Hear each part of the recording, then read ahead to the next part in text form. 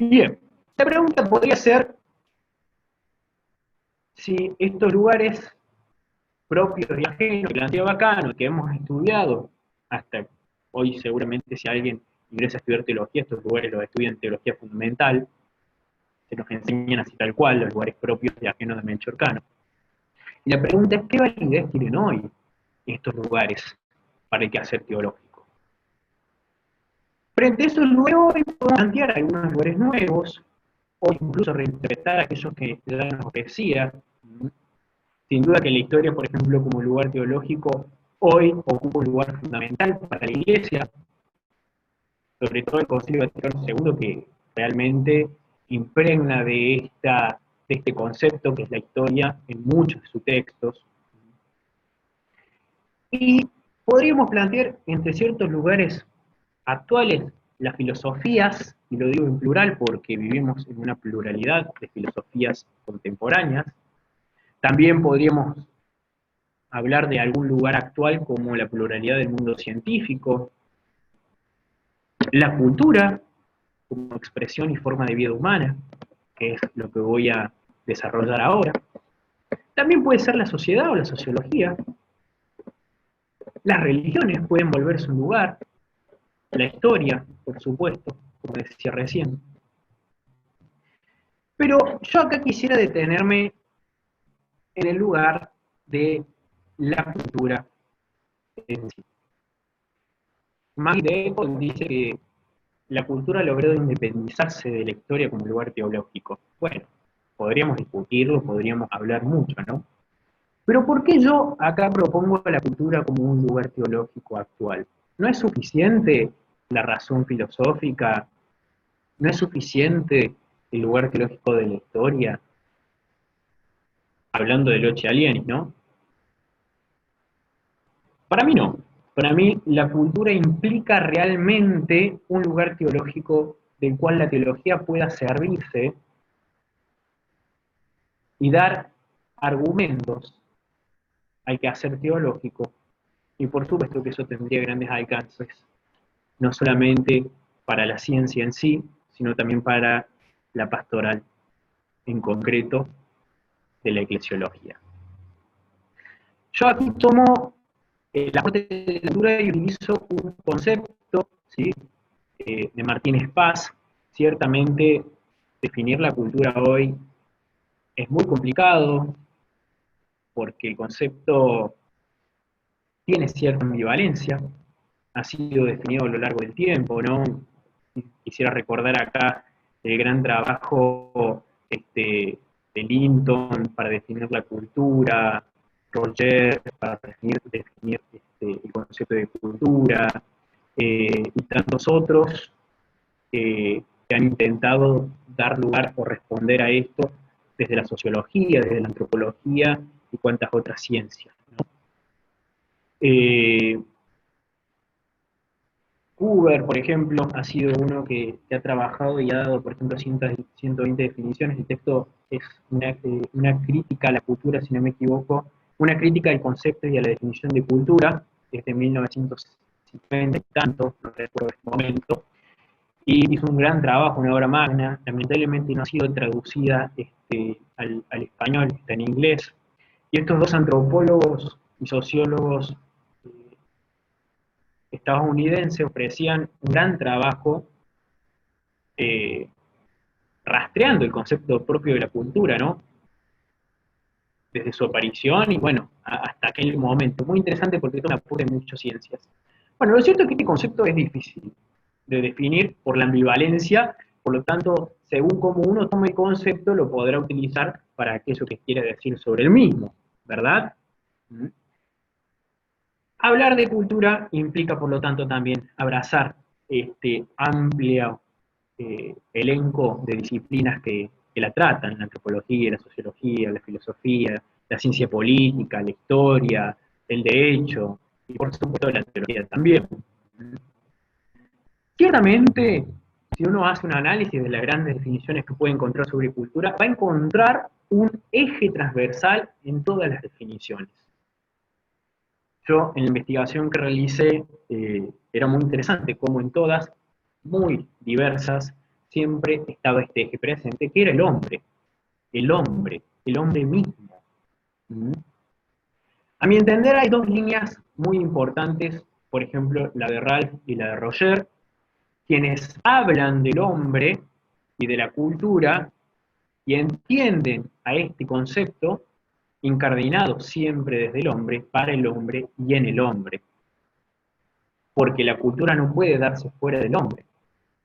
Entonces, partiendo del hombre, presentan a la cultura como un concepto que puede dar respuestas y puede dar aperturas a interrogantes en muchas ciencias. Muy bien. Martínez Paz, un jurisconsulto, ¿sí? Un jurisprudente, un doctor en Derecho, ha trabajado también en la sociología cordobés, ha ofrecido un modelo para el derecho, que es el modelo multidimensional, y entre ellos propone que el derecho propiamente tiene que abrir su mirada a muchos parámetros, como la sociología, la antropología, la cultura. Y entre ellos, él mira la cultura y le da un lugar preponderante, ¿no? Por supuesto que él enfocado en esta ciencia que es el derecho. Y ofrece esta definición que es la que yo tomo y que me parece más adecuada. Dice, la cultura es la matriz de vida dotada de sentido. Matriz de vida dotada de sentido. Como matriz, ya que es lugar donde se gesta aquella red de significados que dan sentido a la vida del hombre. Y a la vez se trata de un vital y continuo proceso en el que el hombre se descubre siempre heredero y constructivo. Fíjense, matriz de vida dotada de sentido. Con esta definición concreta partimos para hablar de la cultura como un lugar, esta cultura que está en lo más profundo del hombre. Se presenta como un universo de realidad que el hombre hace surgir con su iniciativa, mente, incluso sus manos, que toda experiencia humana impregna, que hace y que permite desde ella acercarnos también al misterio divino. La cultura. La cultura, esta matriz de vida, impregna al hombre en su totalidad. Nacemos inmersos en ella. Somos hijos de la cultura, somos constructores de la cultura. La cultura lo impregna todo. La lengua, la moda, el arte, nuestra manera de constituirnos como una sociedad y por supuesto que nuestra manera de relacionarnos con Dios. Podríamos decir que a veces la cultura está impregnada en nosotros de una manera tal que a veces inconscientemente no nos damos cuenta de ella, pero somos hijos de nuestras culturas y constructores de estas culturas. Por lo tanto, sin duda que implica un fuerte lugar teológico desde donde el hombre puede hacer teología. Simplemente porque el hombre mismo es quien hace la teología. Y si ese hombre se encuentra inmerso en una cultura, no puede desligarse de ella a la hora de pensar teológicamente, porque lo hace incardinado en esa cultura, encarnando esa cultura, consciente o inconscientemente, por supuesto. Entonces, los alcances de lo que estoy diciendo pueden ser grandes, pueden ser discutibles, pueden generar muchos interrogantes, y ahí va a estar la creatividad y la originalidad de la teología para dar respuesta, ¿no? Este concepto ha tenido en los documentos, por supuesto, del Vaticano II, por ejemplo, estoy recordando en este momento Gaudium Spes 53, que da una definición de cultura, que bueno, habría mucho para analizar de esa definición y los alcances que tiene, o cómo entiende la cultura. Ciertamente, que a mi criterio, algunos de los documentos, en este caso Puebla, que es una recepción latinoamericana de todo aquel pensamiento conciliar, ¿no? También define la cultura y es una muy buena definición para seguir desarrollando la cultura como lugar teológico o ofrecerla como lugar teológico para el quehacer de la teología hoy. Puebla dice que con cultura se indica la manera particular con que un pueblo determinado, los hombres, cultiva su relación con la naturaleza, sus relaciones mutuas y con Dios. Fíjense, ¿no? La cultura lo impregna todo, mi manera de ser, mi manera de relacionarme con el otro y por supuesto que mi manera de relacionarme con Dios. ¿Cuánto tendremos para ver en el ejemplo de nuestros santos, diríamos, autóctonos, ¿no? O de las teologías autóctonas, que haciendo uso de sus culturas ofrecen al mundo de hoy y al hombre de hoy y al hombre incardinado en su lugar, en su zona, en su sociedad, que comparten, ¿no? Ciertos pensamientos, ciertas reflexiones, haciendo llegar por supuesto la idea de Dios y de Jesús a cada uno. El Espíritu Santo y la cultura. El Espíritu Santo y la cultura. El Santo Espíritu, Señor y dador de vida, prometido en aquel evento de Pentecostés, está presente cuando la Iglesia ora, cuando la Iglesia celebra y canta, y cuando la Iglesia enseña. Nos recuerda Lumen Gentium 4, Lumen Gentium 12. Por lo tanto, el Espíritu Santo está presente cuando la Iglesia confiesa a Jesús como Cristo, como Señor, y cuando le invoca a la espera de su retorno. Es esta misma Iglesia que se encuentra presente en cada pueblo y en cada hombre, y que hace reconocer en cada uno, por supuesto, a Jesucristo como su Salvador, la que se incardina o la que toma lugar y cuerpo en una cultura determinada.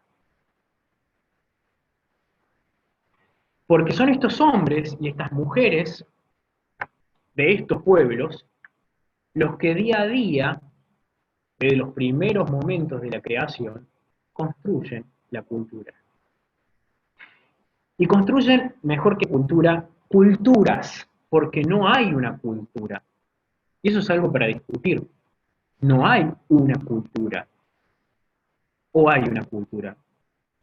Decir cultura o culturas implica una posición de reconocimiento y de restricción. Cuando digo cultura, ¿acaso hay una cultura? Para mí no. Para mí existen culturas. Existen culturas incardinadas en un pueblo. Y después también podríamos hablar de la multiculturalidad y la interculturalidad, porque nos encontramos frente al fenómeno de la globalización que ha hecho, y sobre todo en este tiempo de pandemia se nota más, ¿no? Que no exista ninguna frontera para la cultura. No existen fronteras para la cultura. Pero sin dudas que hay algunas más vulnerables, más olvidadas, que han quedado marginadas y que precisan también hoy ser reconocidas, restituidas, y en el reconocer el diálogo y la oportunidad de encontrar en cada una de esas culturas vulneradas un aporte para el pensar teológico. Con la palabra cultura, dice el documento de Puebla, se indica la manera particular con la que un pueblo determinado, los hombres, cultivan la relación con la naturaleza, sus relaciones y la relación con Dios. Esta definición realmente hace carne lo que vengo diciendo, ¿verdad? Pero en ese sentido habría que decir también que la misión del pueblo de Dios como tal, estar unidad en la diversidad, bajo ese mismo espíritu, para la gloria de Dios, la que debe preguntarse qué aperturas se deben dar en la estructura institucional para que suceda la unidad, el diálogo con todas las culturas. Y también nos preguntamos qué nuevos modos encontraremos para generar unidad en los diálogos con los diversos credos y las diversas tradiciones. Ciertamente los lugares teológicos son lugares de argumento para el entendimiento de la fe. Y en ese sentido, la cultura ocuparía un lugar de mediación entre aquellos lugares propios y ajenos que ya acá nos presentaba. Un lugar de mediación que, incardinado en la cultura propia de cada época, de cada pueblo, tiene un desde dónde hablar de Dios. Rovira Belloso sostiene que pensar a Dios siempre es desde una cultura, porque pensar a Dios desde una cultura es parte del programa implícito de todos los discursos teológicos. Y similarmente, desde el hecho religioso, Oldlich decía que la religión es la sustancia de la cultura y la cultura es la forma de la religión, dándonos a entender que necesariamente a la hora de hacer teología tenemos que tener en cuenta la cultura. Entonces, sosteniendo esto, podríamos decir que la cultura hoy implicaría un lugar teológico para que el método pueda servirse y desde ahí hacer teología hoy. En este sentido, es importante tener en cuenta que no hay cultura si no es del hombre, por el hombre, para el hombre. La cultura, esta matriz de vida que dota de sentido, abarca toda la actividad del hombre, abarca su inteligencia, su afectividad, su búsqueda de sentido, las costumbres, la filosofía, sus recursos éticos. La cultura es con natural al hombre innata. La cultura, y es capital para entender este lugar, no puede negar al hombre, no puede negar que existe en el hombre y desde él. Pero también es necesario decir que el hombre no se agota en la cultura. Este locus, siendo un desde dónde concreto, incardinado, se vuelve un nexo, como decía, entre los lugares propios y ajenos, y contribuye sin duda a un entendimiento profundo del Evangelio en los diferentes contextos de la vida. La cultura pasa a ser de un locus que parecía ajeno a la teología a un lugar propio de la teología. Y en ese sentido, un ámbito imprescindible dentro del cual los otros lugares resultan sin duda significados, situados y por ellos comprendidos. Para aclarar mejor esta descripción, vale decir que cuando presento la cultura como lugar, en primer lugar, de ella definiéndolo como un lugar hermenéutico, como un lugar de interpretación, ya que se presenta como un lugar de reflexión, de interpretación y conocimiento crítico del mensaje cristiano incardinado en cada pueblo, en cada momento de la historia. Presentándose como un lugar privilegiado de la vivencia, de la práctica, del conocimiento sapiencial del hombre. Desde allí, esta teología como lugar hermenéutico, esta cultura, perdón, como lugar hermenéutico, se vuelve un lugar propio, ya que además de ser lugar hermenéutico, se trata de un lugar verdaderamente teológico. Y en ese sentido se vuelve también una fuente declarativa, o mejor dicho, representativa de la revelación en una recepción cultural. Al formular la cultura como nuevo lugar, podemos dar una posibilidad de diálogo de la teología con la pluralidad de ciencias que atravesamos hoy en el mundo actual, y por supuesto que también con la pluralidad de tradiciones culturales. Se presenta entonces la cultura como un verdadero servicio a la tradición de nuestra fe y con una gran importancia del hablar sobre Dios. ¿De qué manera?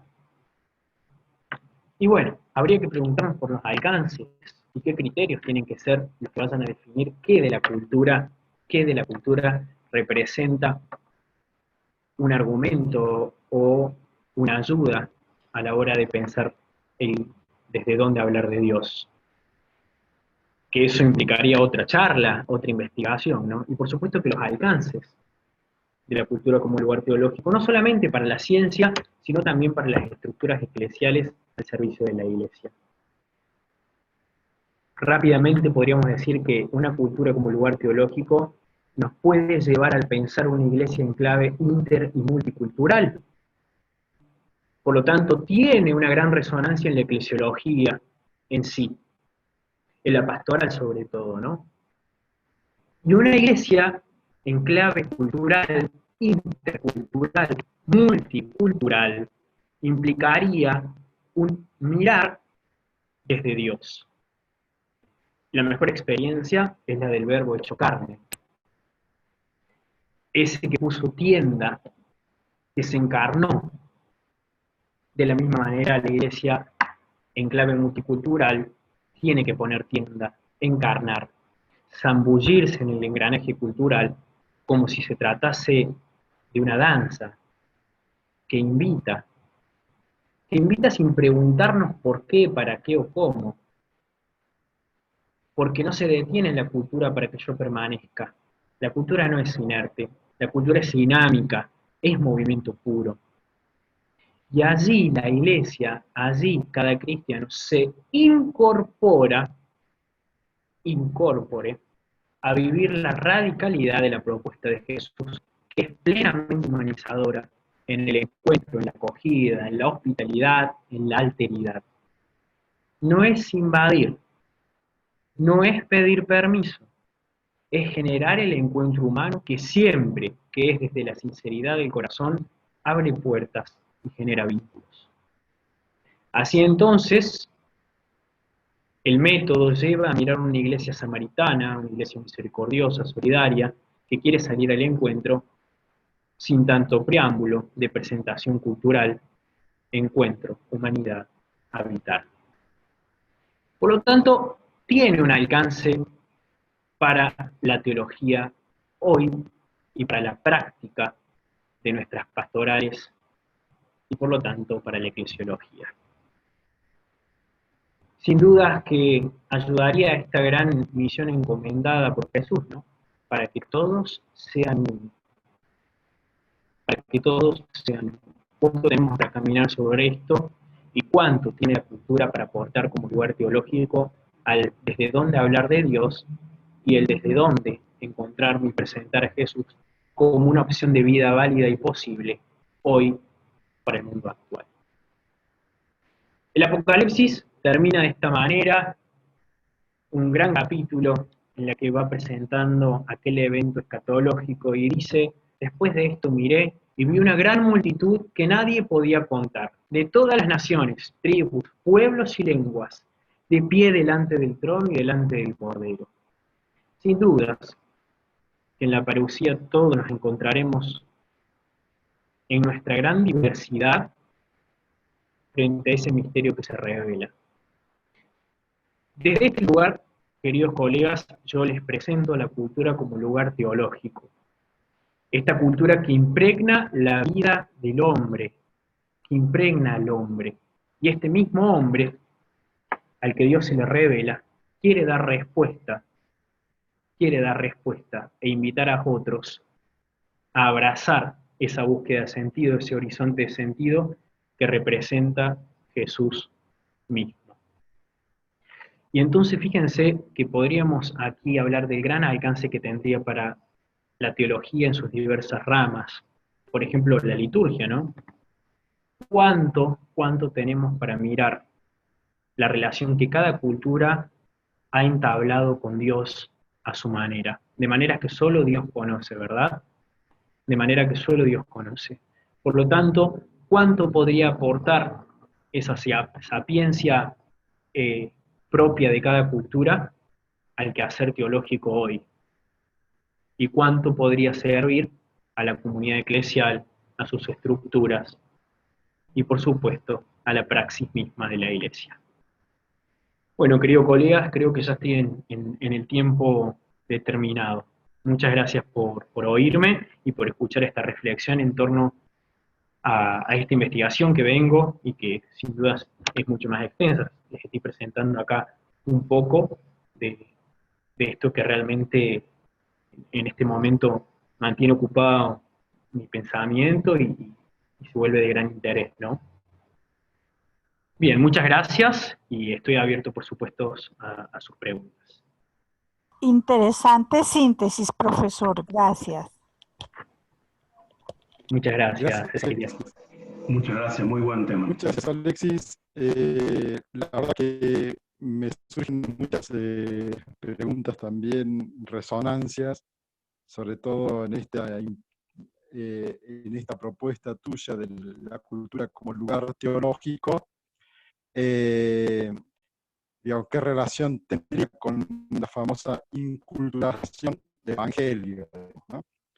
Ya esto en Juan Pablo II y demás, ¿no? O sea, Se ve que es una reflexión quizás nacida de ahí. Bueno, esto es un poco para tirarlo al público y para que nuestros amigos también ahora abierto el espacio de resonancia. Gracias, Alexis, por lo que nos nutriste. Muchas gracias. Así que ahora está abierto el espacio para las resonancias, para aquellos que quieran hacer algún comentario, alguna pregunta, puede ir pidiendo la mano por el chat. Muchas gracias. Muy interesante esto que recordabas, Claudio, es parte de el Evangelio, ¿no? Y de alguna manera lo confronto con esto de presentar a la cultura como un lugar teológico. La Iglesia, al afirmar esto de inculturar el Evangelio, ¿no? Y al proponerlo constantemente, Juan Pablo II, muy bien decías vos, mediante bastantes documentos, ha empujado siempre, impulsado que la teología haga este trabajo, ¿no? de inculturar el Evangelio. Por supuesto, desde la pastoral y desde la catequética incluso, ¿no? Pero yo creo que hoy hay que darle una vuelta a esto incultural, ¿no? Por eso que proponía que la Iglesia, en una clave intercultural, radica en encarnar la cultura. Creo que una muy buena experiencia de lo que estoy diciendo son, por ejemplo, la teología del pueblo, las teologías que Raymond Panikkar realiza teniendo en cuenta la cultura india, teniendo en cuenta las culturas ancestrales africanas, o la teología de la liberación, incardinada por supuesto en nuestra Latinoamérica, nos hacen ver que incultural muchas veces se ha entendido como el llevar el Evangelio a, ¿no? En lugar de ser un desde donde el Evangelio recobre una interpretación y tenga una validez desde aquellos mismos paradigmas que vive cada cultura en sí. No es un yo llevo, sino es un encarno a la cultura. Y ese encarnar la cultura supone un sincero diálogo, porque justamente al ser este lugar teológico, esta fuente para el pensar el desde dónde hablar de Dios, tiene un fuerte lugar, tiene un fuerte argumento y por lo tanto una fuerte solidez. Sin duda que esto implica y tiene un gran alcance para la teología en general, sobre todo para la teología dogmática, y creo que el Concilio Vaticano II ha dado la apertura para que esto suceda, para que esta lectura de nuestros dogmas, esta lectura de las estigmatizaciones, de la jerarquía de la verdad, tenga una validez para el hombre de cada tiempo. ¿No? Y por eso la posibilidad que se da a quienes hacemos teología de interpretar y volver a traer, de alguna manera, ayornar el contenido teológico para poder expresarlo al mundo de hoy, al hombre de hoy. Y bueno, ahí es muy interesante el concepto de inculturación del Evangelio y el diálogo con esto del lugar teológico de la cultura, ¿no? Es muy interesante y creo que tendría para profundizar muchísimo sobre eso, ¿no? Podría ser otro tema de charla, la inculturación en sí misma.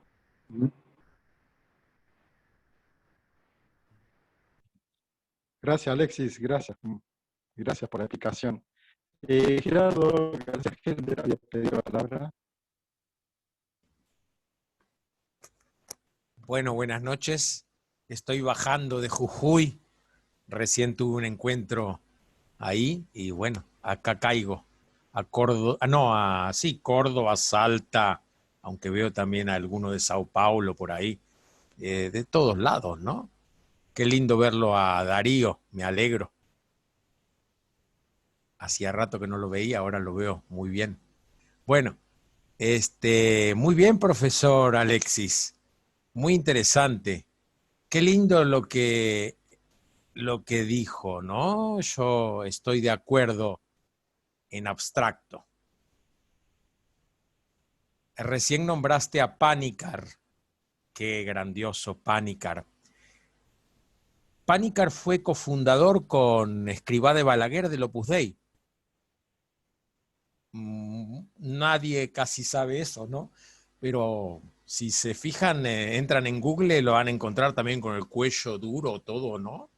Y terminó vestido de naranja o azafrán diciéndole a los monjes de Montserrat, ¿ustedes creen que la gente viene acá por la Virgen? No, vienen por el idolillo negro, así lo llamaba a la Virgen de Montserrat, el idolillo negro, le decía, ¿no? Bueno, toda una transformación, pero Panikkar, lamentablemente, en lo concreto, termina sus días fuera de la comunión eclesial. Entonces, este discurso de encarnación, con el que comulgo totalmente,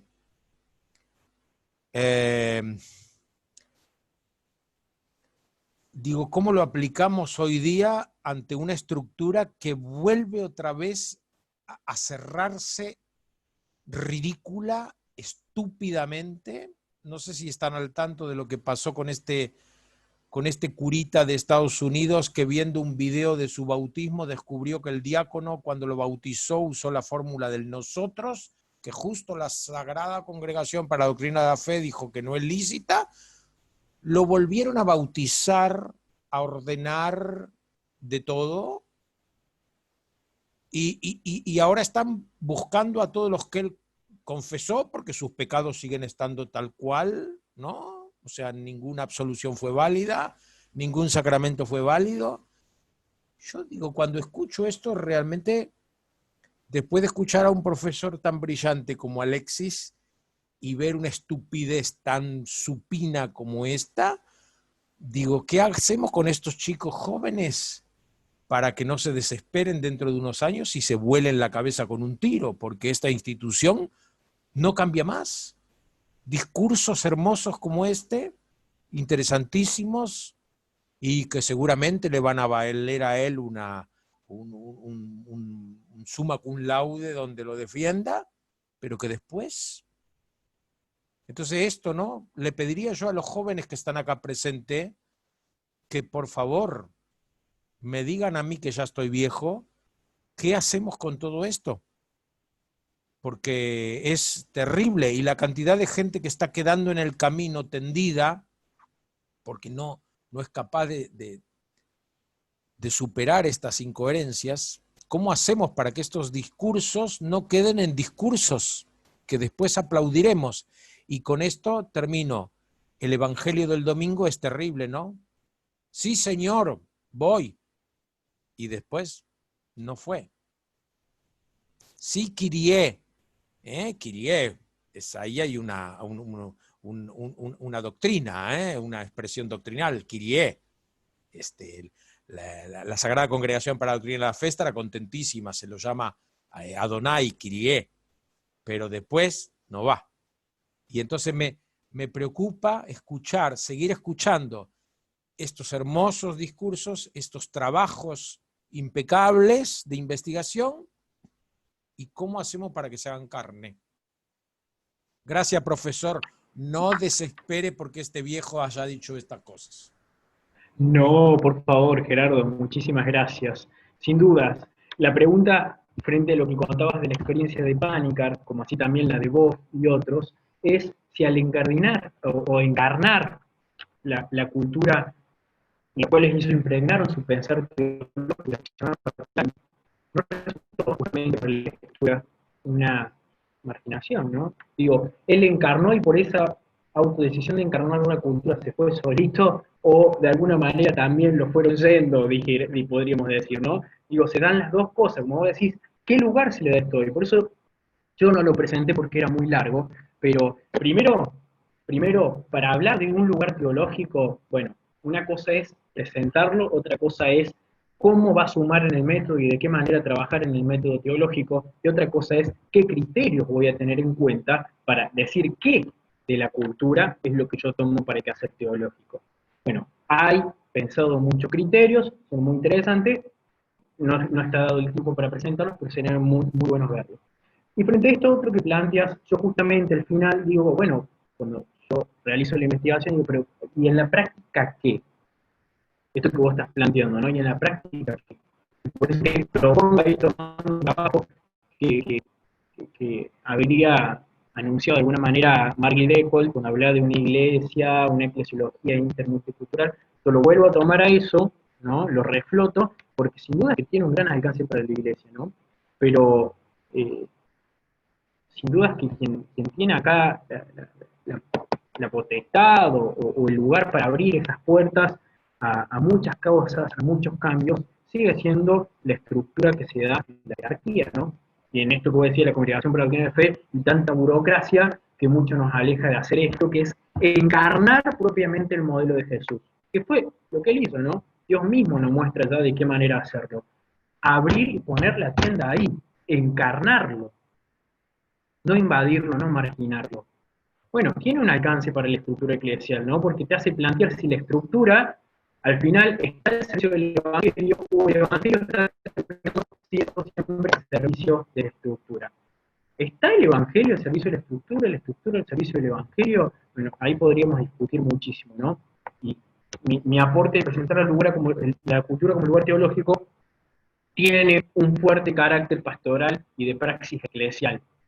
Yo espero no desanimarme en el camino, espero seguir pensando que siempre es posible, porque en algún momento la doctrina de la fe tendrá que tener gente de la que hoy es joven, y espero que con el pensamiento que traemos, tal vez más actualizado en el momento en que alguno llegue allá o no, pero tengo fe porque creo que el hombre puede generar cambios, ¿no? Siempre desde adentro, no desde afuera.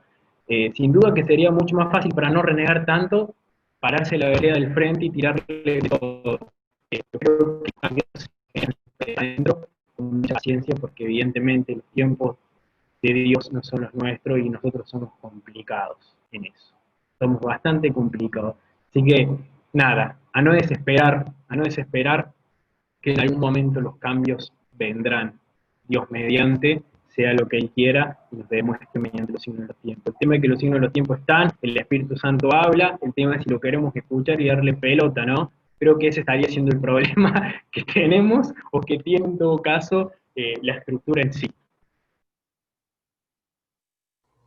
Bueno, yo me permito dar un poquito de mi experiencia, ¿no? Al trabajar con jóvenes veo cómo, no sé si en su país, si en su región será igual, mejor, peor, no sé, solamente doy mi experiencia.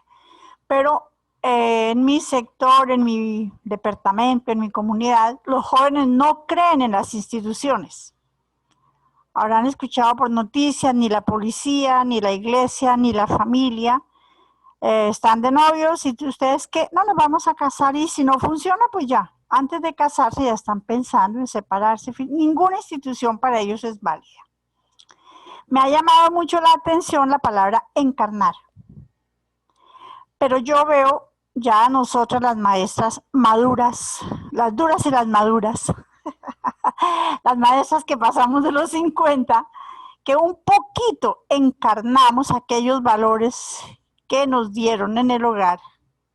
Nos hemos dado la campaña también como de retomarlo, ¿no? De volver a la fuente, de hacer de nuestro hogar una casa, una iglesia doméstica, donde se vuelve a rezar el rosario, donde se hacen unos laudes, donde si llega alguien el domingo, pues se lee el Evangelio y cada persona va expresando lo que esa palabra le dice a cada quien, a cada uno, ¿cierto?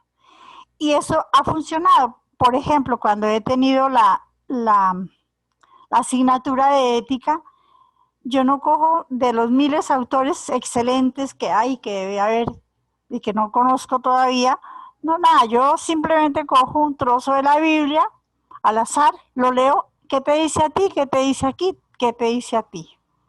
Y veo que ese evangelio doméstico se encarna más, porque son los mismos chicos los que dicen, bueno, a mí me dice tal cosa, al otro dice sí, y nadie discute con nadie, simplemente es personal. Tengo la buena experiencia y puedo decir que estos chicos van poco a poco suscitando preguntas y van llegando un poco más a querer saber de quién es Dios, y fácil remitirlos, es un padre. Entonces aquel chico que sus padres están separados o que no conoce a su padre o que cualquier situación con la mamá, en fin, que sepa que hay un Dios Padre, sin meterle mucho el tema de la redención, de esto, sino más bien llevarlo al amor.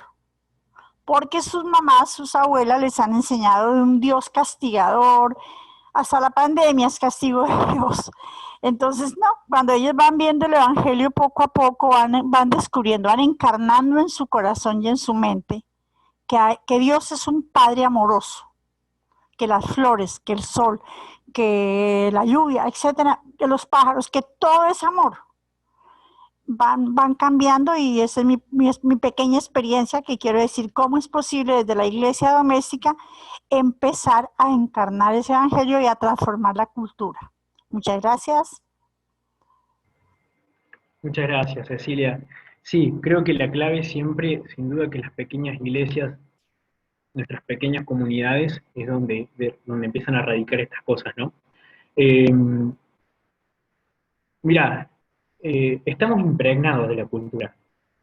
Y cuando hablamos con Dios, hablamos desde esa cultura, que no es la misma que tiene Panikar donde esté, que tiene Ratzinger donde está, que tiene Rovira Belloso, que tiene un cristiano en Estados Unidos en este momento, que es la que tiene, no es la misma manera.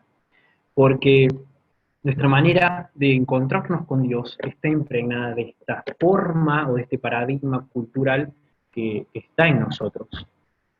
Y ahí creo que, frente a lo que vos contás de tu experiencia, a mí como profe particularmente de religión en las escuelas, me pasa mucho, ¿no? Hay un gran escepticismo, si se quiere, de lo institucional, y creo que lo institucional en este momento, sobre todo en este momento de la historia, comienza a reconfigurarse, ¿no? Y tiene que también otorgar validez y credibilidad, todo, en general, todo lo que es institucional, al joven de hoy, ¿no? Hay que otorgar esa validez a las instituciones y yo creo que se encuentran en ese proceso de reconfigurarse. Y ciertamente que en eso, yo creo que en la experiencia, así como vos contás esa experiencia, siempre me ha servido no imponer el Evangelio, no, sobre todo a la hora de la parte más pastoral o la parte, no la intelectual, sino la más pastoral, el del encuentro, el de la oración, el de lo celebrativo, utilizar siempre categorías propias de ellos, ¿no? Que eso no significa tomar lo que implicaría una cierta cultura católica que heredamos y que muchas veces no es la nuestra, sino la europea, pero siempre revalidar todo aquel simbolismo cultural que tiene el joven con el cual me encuentro.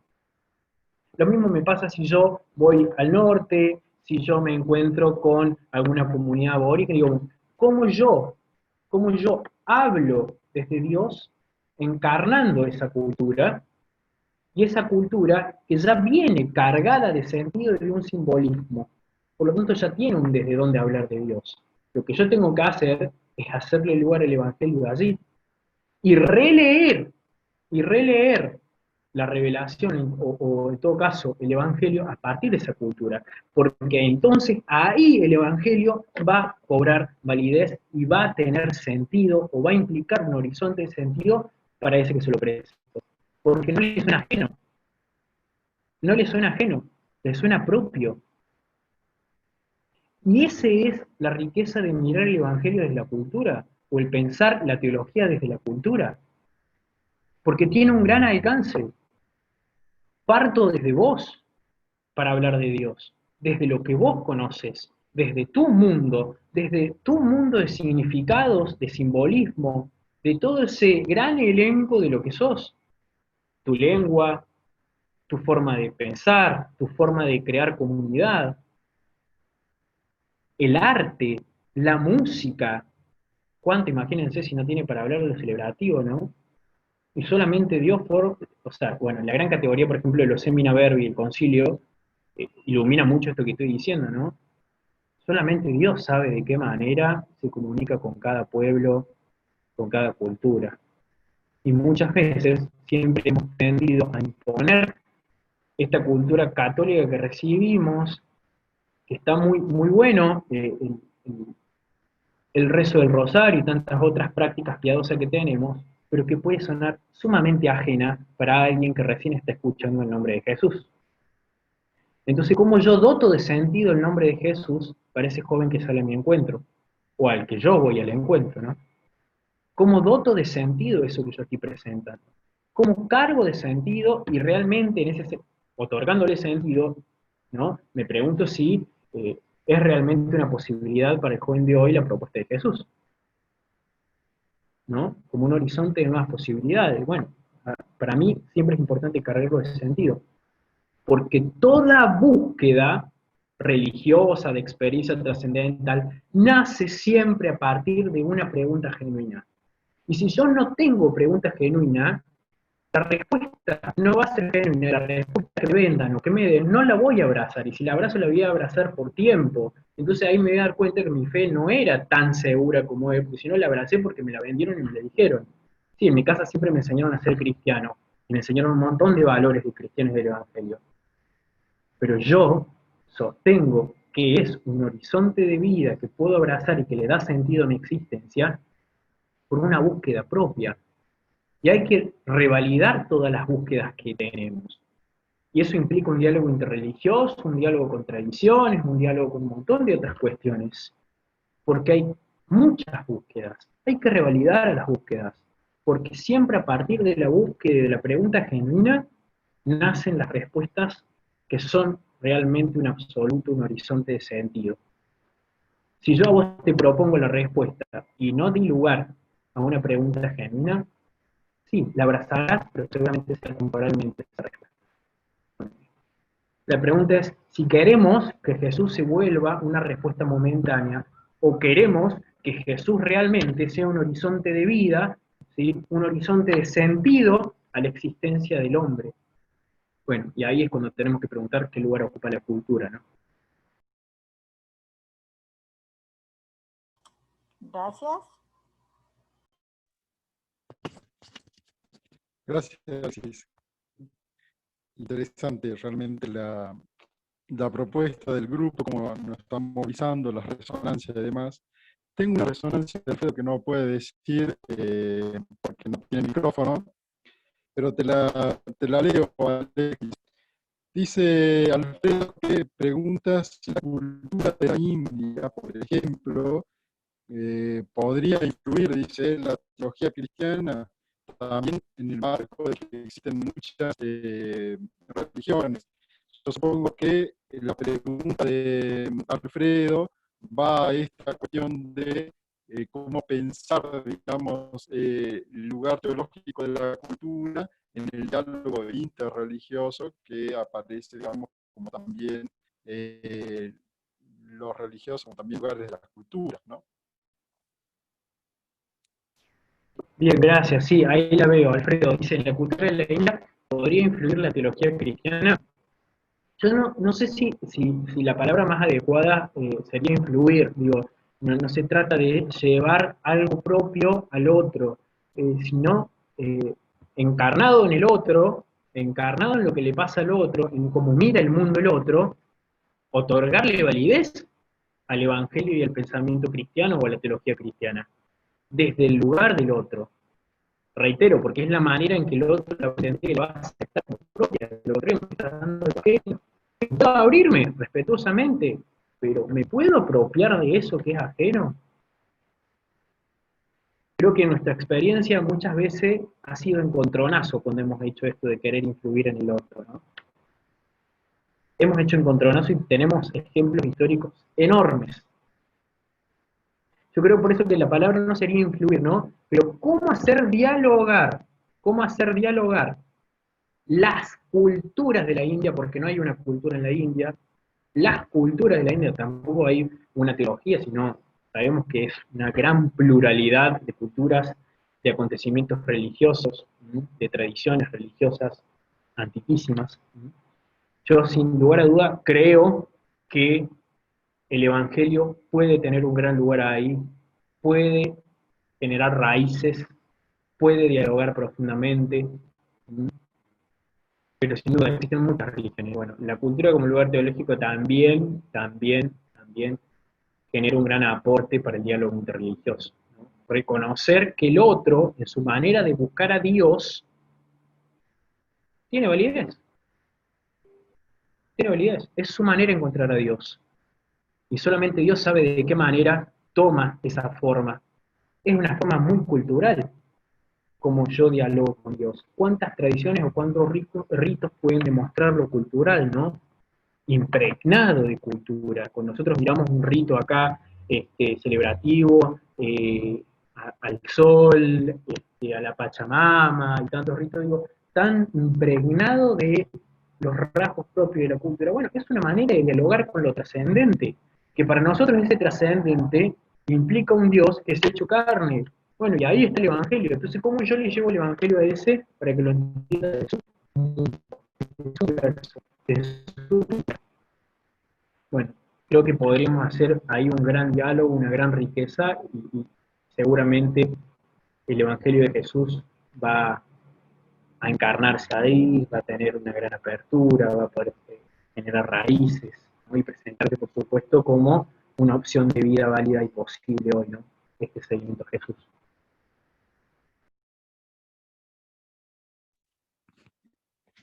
Gracias, Alexis, muchas gracias. Sí, seguimos moviendo las videos, así que ya pido la palabra a Enrique Lombardo, así que Enrique. Pasó una moto, como se habrán sentido. No sé si se llegó a escuchar. Bueno, primero, felicitaciones a Alexis, más de una vez hemos hablado de estos temas y hay mucho que compartimos en la manera de pensar y sentir un poco la vida. Por ahí a lo que decía Gerardo, esto de los jóvenes y los no tan jóvenes, a mí siempre me gusta recordar una frase que más o menos dice así: dicen que los jóvenes son maleducados, irrespetuosos con los mayores, son rebeldes, no hacen caso a sus padres.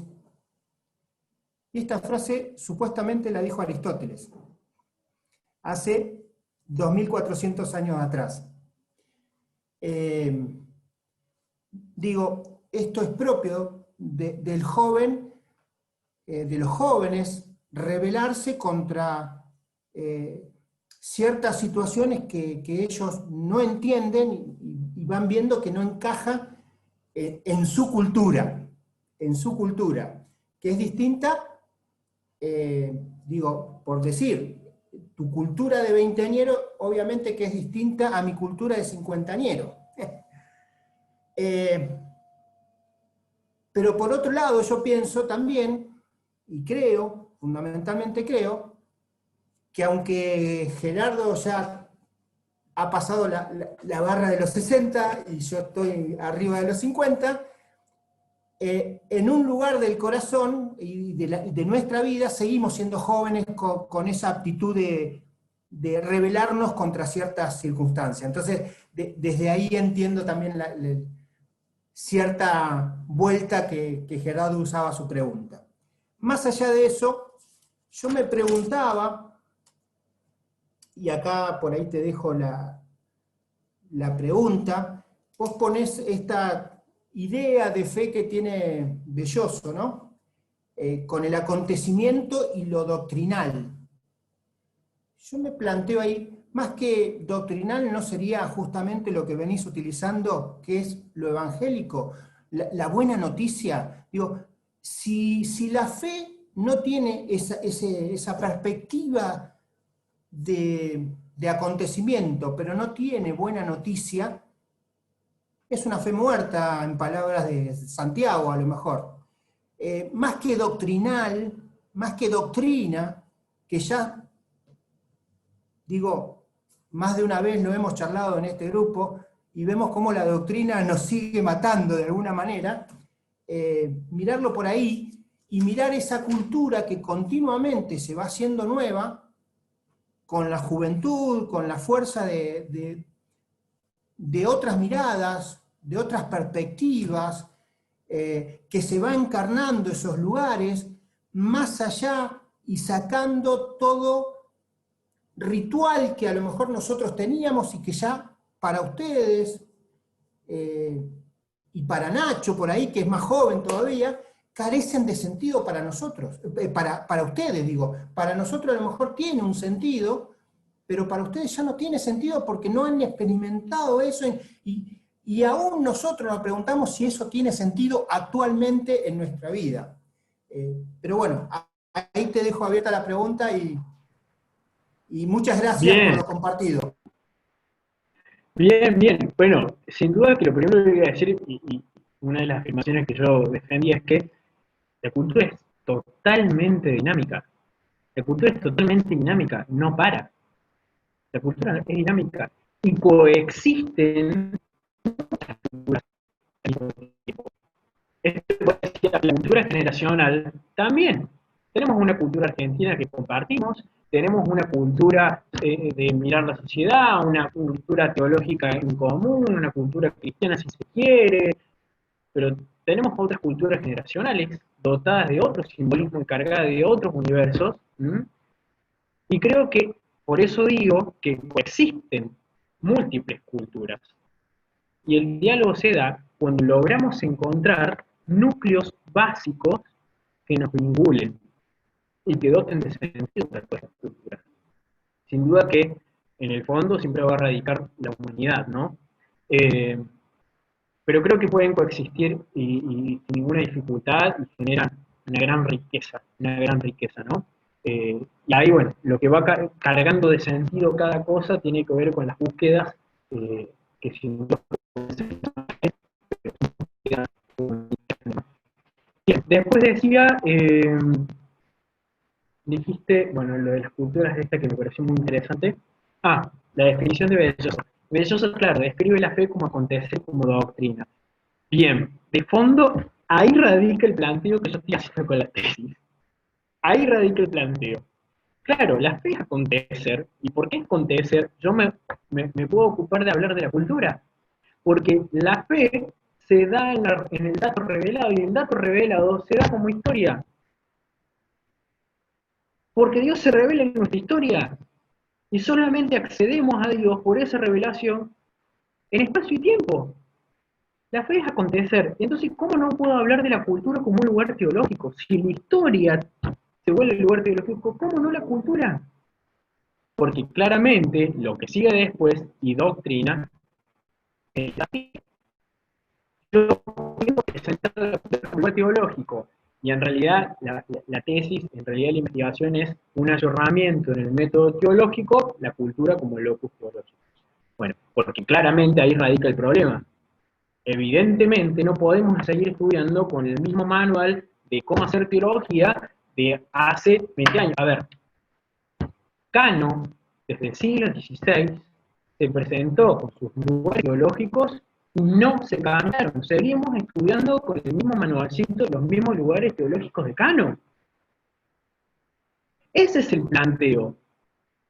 ¿Qué tiene la doctrina hoy que ayornar o actualizar para que otorgue validez al mundo de hoy? Y para que la teología pueda tener carta de identidad en un mundo que parece que la avasalla por completo.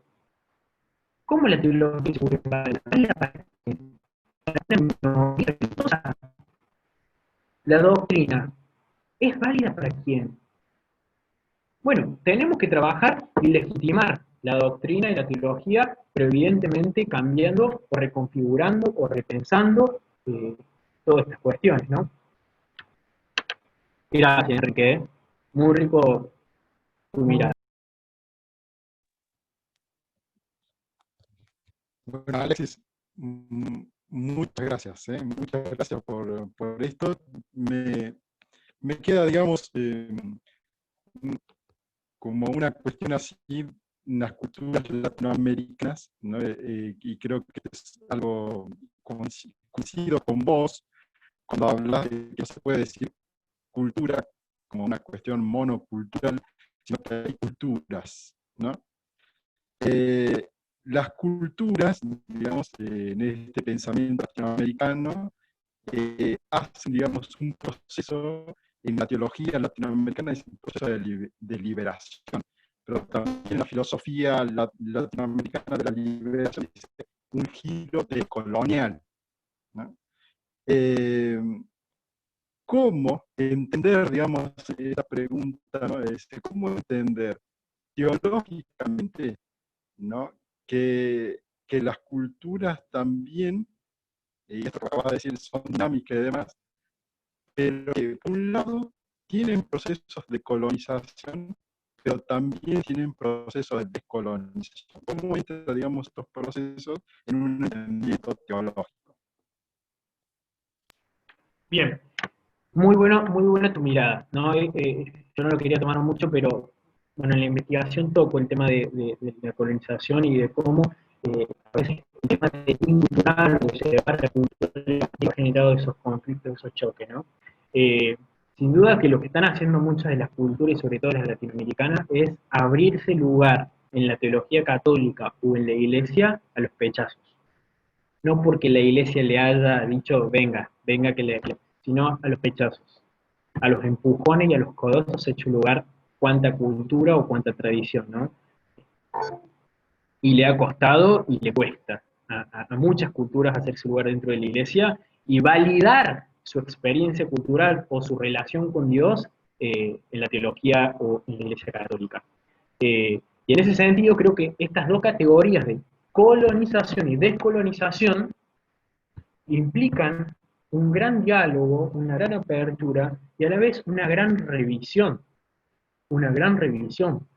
de la estructura, no solamente del pasado, porque sí podríamos ver el pasado antes, pero digo, tenemos que revisar cómo estamos hoy y cómo seguimos para adelante.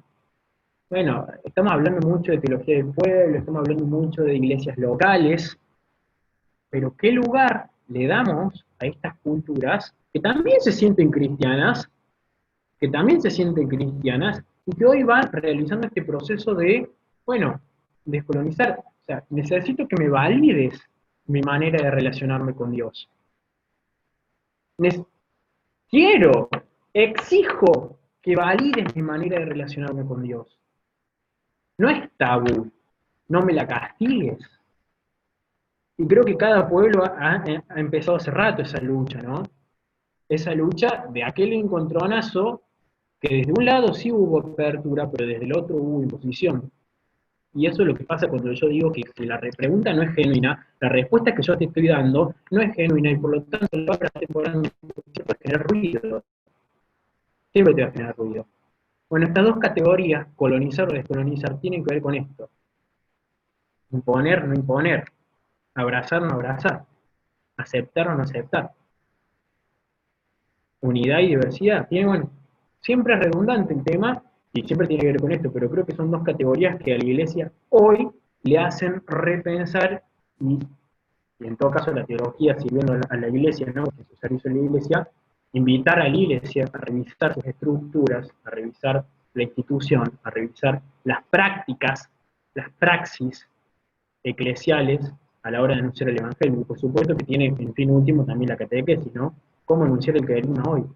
Ya no podemos seguir de la misma manera porque evidentemente obtenemos rechazos, o imaginamos nosotros, obtenemos rechazos en la sociedad actual. No podemos seguir, evidentemente, no seguir estancado desde antaño en la misma manera, en la misma praxis, no, evidentemente que precisamos otras cosas. Gracias, Claudio. Muchas gracias a vos, Alexis. Realmente creo que nos hiciste mover bastante. Creo que es interesante, la propuesta tuya, muy interesante. Me quedo con esta propuesta de la cultura, ¿no? Como acontecer, y el acontecer como un horizonte también que puede ser pensado teológicamente. Bueno, este es un vino, y agradeciendo enormemente este espacio, Alexis, que nos brindaste vos, ¿no? Tu saber. Nosotros también celebramos cada viernes ese donar, esa donación del saber que nos va haciendo cada vez más rico. Así que pedimos a todos que enciendan sus cámaras con su vasito, ya sea una copa de vino, su vaso de agua, también viene bien mate. ¿No? Y celebramos, Alexis, ¿no?, esta propuesta que nos diste. Y te agradecemos un montón. Así que, Muchas gracias a ustedes por la salud invitación. a Un placer todos. pensar juntos. Muchas gracias, Alexis. Gracias, Alexis. Salud. Todos juntos. Un ¿El saludo para cumpleaños de todos. Carlitos? Feliz cumple, Carlitos. ¿Sí? Gracias. Estaba concentrado en el trago, Carlitos. Ya vienen las empanadas. Esa. Chao, gente. Buenas noches. Gracias por todo. Chao, Bueno, gracias. Nos vemos. Buenas noches, muchas muchas gracias. gente. gracias. Cuídense. Acuérdense, Buenas el noches, 16 de muchas gracias. octubre está María del Pilar Silveira, de Boston College. Chao, muchas gracias. Una noche más. Bueno, Claudio, un abrazo y igual, gracias, Alexis. ahí justo se fue Enrique, Nos vemos pero el viernes. Alexis, qué gusto verte, qué honor escucharte de nuevo, que hace mucho no nos veíamos.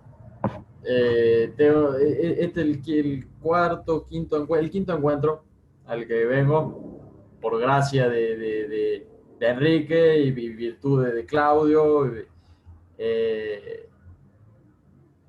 Estoy todos los viernes, uno más interesante que el otro. El de hoy fue como el que más familiarizado me sentí, porque ya me habías contado, ¿te acuerdas de tu tesis, del tema decano?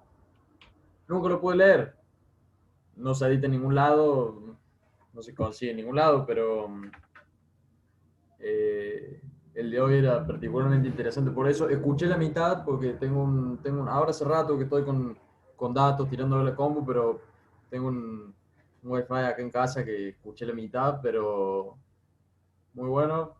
Cara, me llevo 2 o 3 hojas, ¿viste? Anotadas también. Ya cuando Una clase. tengo un par de, sí, más o menos. Así que ya cuando Sí, tengamos algún otro contacto, te voy a preguntar un par de cosas que me quedaron ahí en el aire. Alexis, Ningún problema, ningún problema. Nacho ha sido alumno mío, así que realmente un placer verlo acá también. Es una mente brillante y Alexis. vale mucho, mucho, mucho. Así que gracias, Nacho, por las palabras. Gracias, Carlitos. gracias por la exposición. Chao. Chao, Claudio. Sí, Alexis, no sé si vale ahora o no, pero bueno, no me importa, igual yo lo digo. ¿Entendés? Sería muy interesante, ¿no es cierto?, que los teólogos también piensen la cultura no como lugar, sino como sujeto, ¿sí? Como sujeto interpelante de estos saberes. Creo que ahí va a producirse lo que Claudio quería intentar expresar, los procesos decolonizadores. Y después, Ahí claro. se va a dar el cambio, ¿entendés? O sea, no como el lugar en él o desde, sino como sujeto. Ahí ya No, estamos hablando correcto. de otra postura. Muchas Correcto. gracias, Alexis. Y muy bueno. No, gracias, Carlitos. Muchas gracias a vos. De nuevo, felicitaciones, profe. Muchas gracias a todos. Feliz noche, que descansen y aprendí un montón. Hasta el Salud viernes. para ti. Gracias a vos, Cecilia, gracias por entrar y compartir también, Cecilia.